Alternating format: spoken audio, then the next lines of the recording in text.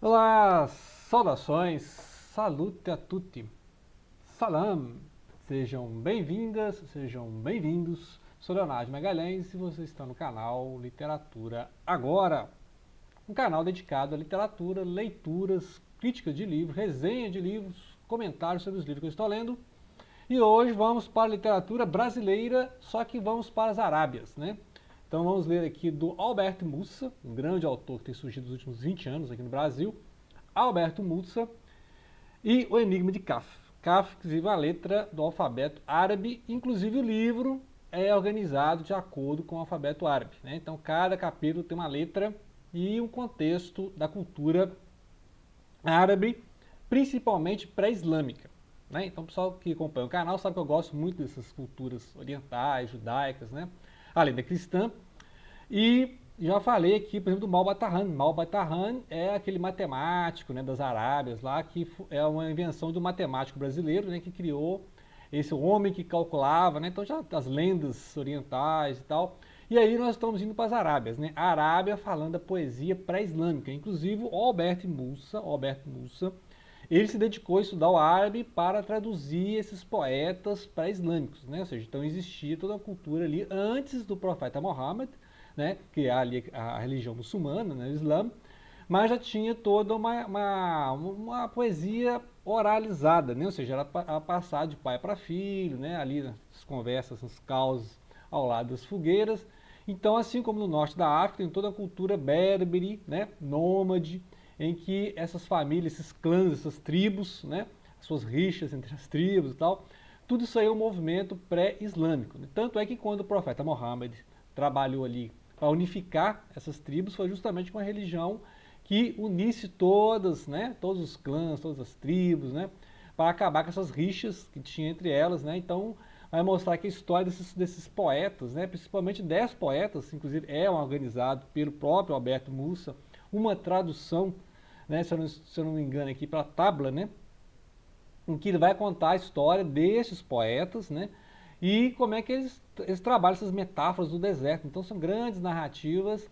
E esse livro aqui é uma narrativa, mas é entremeada, né, entrecortada por causos, contextualizações, parâmetros, como ele chama, né? Que aí dá um aumento à narrativa que tem um sabor borgiano, porque ao mesmo tempo que você está lendo uma história, você tem comentários sobre essa história, que é o estilo do Jorge Luiz Borges, né? Lá no Aleph, né, etc., o Livro de Areia, etc., né,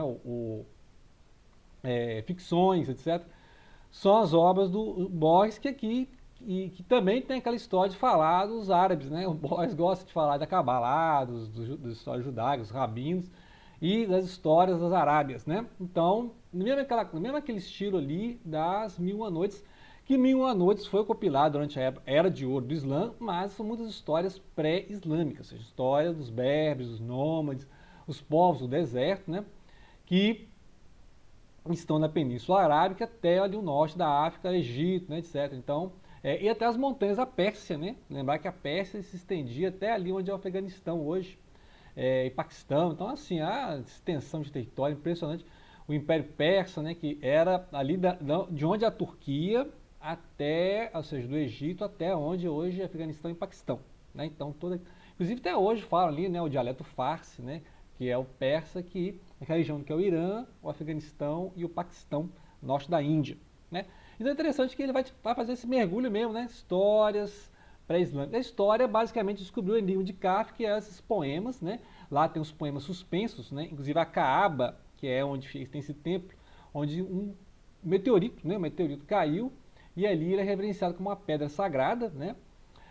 Inclusive isso é pré-islâmico, né? Aquela peregrinação a Meca, ou Maca, né? O nome da cidade ali na Arábia.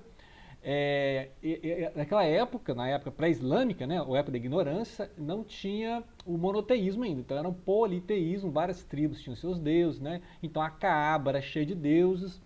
E o profeta Mohammed trouxe o monoteísmo, eliminando esses falsos deuses ali, né? Então, a Kaaba foi consagrada a Alá, que é a divindade única, só há um Deus, né?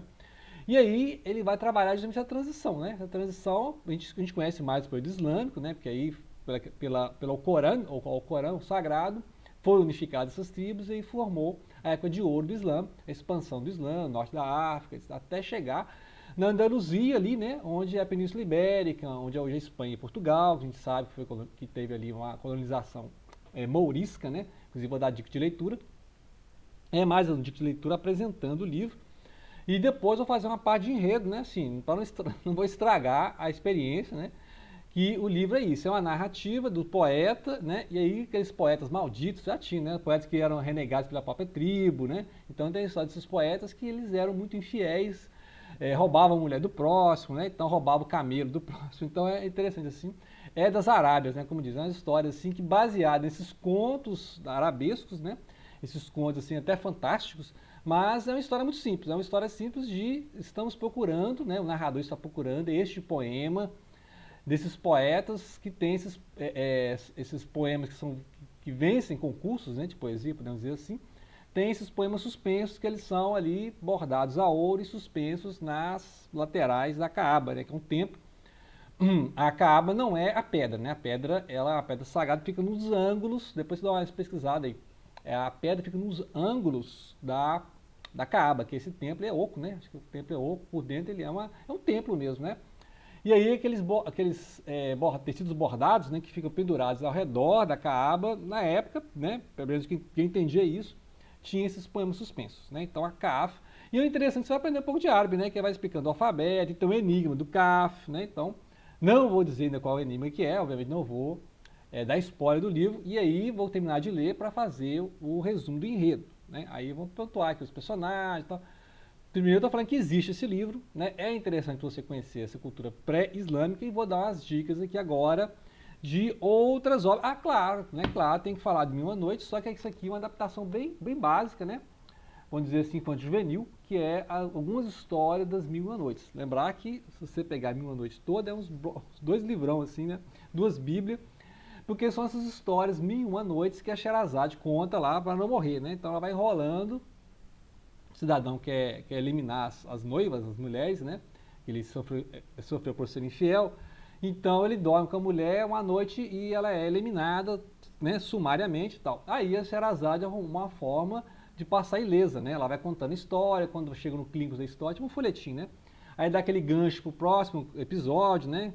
E aí ela vai contando essas histórias. Então, Mil e Uma Noites são aquelas várias histórias dos clássicos, né? A gente até conhece os clássicos hoje em dia, da Lâmpada Maravilhosa, o Gênio, né? Isso já existia, isso aí é pré-islâmico, né? Muitas dessas histórias estão no Corão com já uma visão muçulmana, né? Mas muitas dessas histórias são pré-islâmicas, no sentido de que elas são da cultura árabe, né? Então, os gênios, né? Isso aqui é mais fantasia, né? Assim, mais mitologia. Então, mitologia árabe. Mitologia árabe, tem mitologia árabe, né? Que a gente conhece pouco, a não ser que você tenha acesso a Mil e Uma Noites, que foi compilado pelos franceses, o Galant, né? Galant, se não me engano. Ele foi um desses compiladores, inclusive a versão que o Marcel Proust gostava muito, né? O autor francês, né? E além dessas coisas, já tem essas lendas orientais, já tem vídeos aqui falando essas, né? O Malbatarran, né? Vamos lá, há lendas persas também, né? Contos mágicos persas, que é tudo ali do Oriente, né? Mas não confundam persa com árabe, né? Lembrar que os persas são povos, os turcos são outro povo e os árabes são outros, né? E os judeus e tal. Então, são povos distintos, mas a cultura ali é do Oriente Médio, então muitas coisas estão, né, da cultura persa, cultura árabe, tudo misturado. A gente confunde, né? Libaneses, sírios, mas são culturas, são povos diversos. Só que tem como a cultura islâmica, né? É ali o polo comum, então a gente confunde muito sírio, turco, persa, árabe, né? Confusão. Como os árabes, os mouros estiver lá em Portugal, na Espanha, né? Andaluzia, Andaluz, tem esses contos mouriscos aqui, que são essas influências dos contos, dos causos dos mouros na cultura portuguesa e espanhola, né? Então, várias palavras que a gente usa em português e espanhol, né, vêm do árabe, né? Então, por exemplo, almofada, arroz, né, tal. Então, várias palavras aí, geralmente al, né, porque al é o artigo. Então, são esses contos mouriscos, né? Então, o que mais tem? Depois eu vou achando mais, né? Depois eu vou achando mais contos mouriscos, contos persas, né? E, claro, essa introdução aqui às Mil e Uma Noites, né? Que é mais infantil juvenil, mas depois eu posso trazer aqui, né? Já acho que eu apresentei aqui nesse canal. Tem a tradução do Ferreira Goulart, né? Também baseado. São adaptações que a gente conhece, o Simba, Marujo, né? Alibaba, essas coisas, né? Ok? E aí, no próximo vídeo que eu farei sobre enredo, isso aqui que é interessante, tem um narrador, tem essa questão do enigma, e ao mesmo tempo ele vai explicando essa cultura, né, porque ele vai te contextualizando, né, então você não sabe nada de cultura árabe, pré-islâmica, então ele como é um tradutor, ele vai comentando esses poetas e vai inserindo a narrativa, por isso que a narrativa fica densa, né, porque você pode ler só a questão da enigma do Kaf, né, quando me fala assim, passa direto, né? Mas, obviamente, que você entender a época, o contexto, quem são esses poetas, por que eles eram famosos, o que eles fizeram na vida, aí você vai ler esses parâmetros, que esses intermédios, né? Esses trechos entre e fica lembrando muito ali os Cidades Invisíveis do Ítalo Calvino, né? Que também tem ali as descrições das cidades, e no meio termo ali tem as conversas do Marco Polo com o Khan, né? O grande Khan, lá da China, né?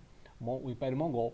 Então a estrutura é muito parecida, né? Assim, você tem a narrativa e você tem aí contextualizações, intertextos, né? Comentários do próprio autor, né? Podemos dizer assim, explicando o que é essa tal de poesia árabe pré-islâmica, né? Então fica aí a dica, O Enigma de Kafka, Alberto Mussa, e espero ler mais sobre esse autor, tá? Assim, promete, vou fazer uma listinha só do Alberto Mussa, porque merece realmente conhecer, né? A literatura brasileira atual, ok? Então é isso aí, grato pela atenção. Não deixem de compartilhar.